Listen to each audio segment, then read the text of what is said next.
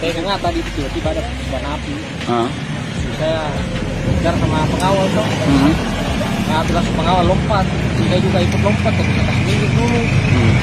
Takutnya ada orang di belakang. Iya. Dan tiba-tiba itu api besar. Saya masih menjauh.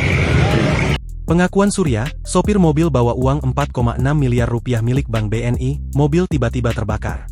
Mobil berisi uang 4,6 miliar milik Bank Negara Indonesia hangus terbakar di Kabupaten Polewali Mandar, Sulawesi Barat. Adapun mobil jenis Grand Max itu rencananya akan melakukan pengisian di mesin ATM wilayah Majene. Sopir mobil bernama Surya, menyebutkan bahwa ia membawa uang tunai sekitar 4 miliar untuk mengisi sejumlah ATM di Majene. Api tiba-tiba muncul dari bagian mesin dan membakar mobil. Ada sekitar 4 miliar uang di dalamnya terbakar, kata Surya melansir Tribun Jatim, Kamis, 13 November 2025. Kepala Pemadam Kebakaran Polewali Mandar, Imran, mengatakan kebakaran dipicu oleh korsleting listrik pada kabel yang berada di dekat aki mobil. Api kemudian merambat dan membakar bahan bakar kendaraan sehingga menyulut percikan api hingga melahap seluruh bagian mobil termasuk brankas penyimpanan uang tunai. Kebakaran tersebut menyebabkan kerugian material mencapai lebih dari 4,5 miliar termasuk kendaraan.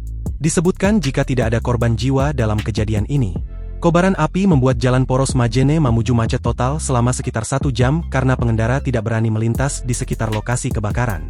Polisi kini telah melakukan olah tempat kejadian perkara untuk menyelidiki penyebab pasti peristiwa ini. Download Tribun X sekarang. Menghadirkan lokal menjadi Indonesia.